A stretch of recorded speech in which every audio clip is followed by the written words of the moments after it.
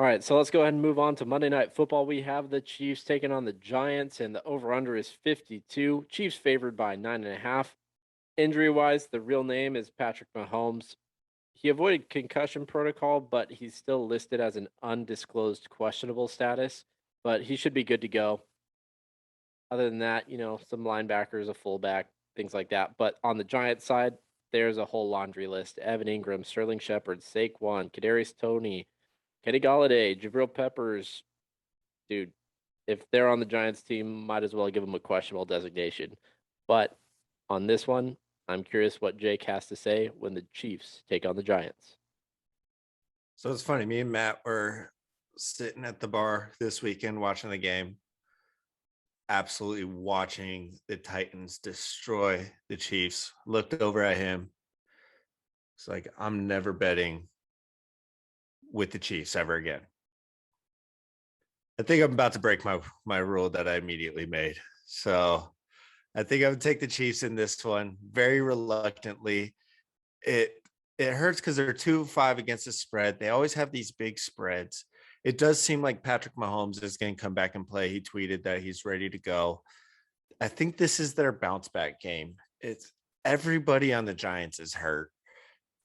They're all hobbled. Their defense. Yeah, the Chiefs' defense is absolutely terrible right now. They are literally the worst or second worst in every single category that is imaginable at this point. So, but I just think they have a bounce back game this week. I'm gonna take the Chiefs.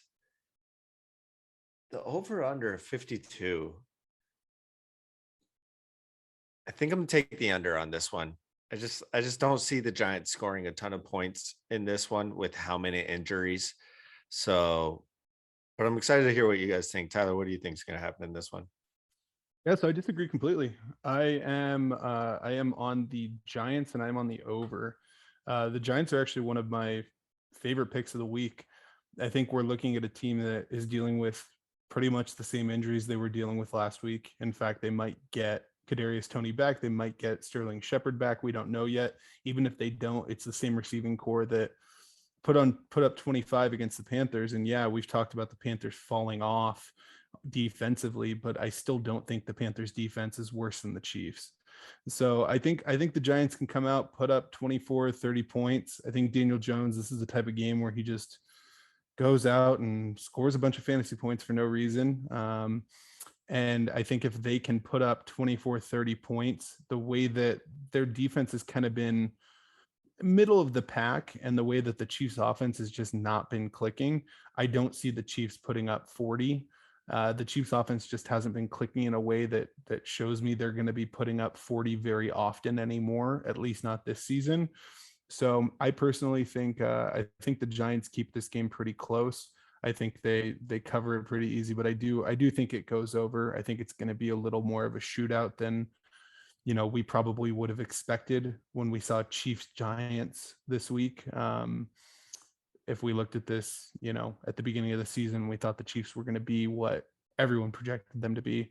But this is a new world. This is a new reality. And I think the only reason that we're looking at a line that's almost double digits is simply name recognition for the Chiefs and the fact that people that don't follow football are still going to go to Vegas and they're still going to bet the Chiefs and they're still going to bet Patrick Mahomes. But for us people watching every week, I think it's become clear the Chiefs are just not a team that you can take with a spread that big. So that was also my biggest reluctancy on that one too, is if you look at it too, Chiefs right now have the worst turnover differential in the league as well. So it's their offense not even hitting too. So I might actually take that back and go with the Giants because they all around, they just haven't been playing good. Matt, how you feeling? Sorry to interrupt. Oh no, you're good. I'm pretty much here's a sketch.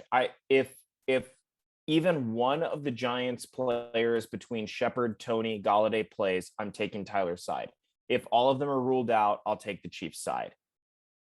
If even one of the players on those Giants side plays, I'll take the over. But I can't.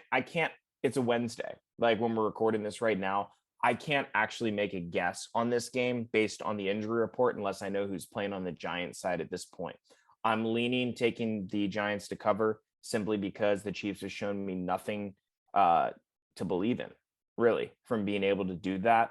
And Daniel Jones' mobility, the weapons on the team, if some of them get back, I'm all about it. I hate to say it, guys, but I've thought all week about just throwing $20 on Giants money line to just win this game.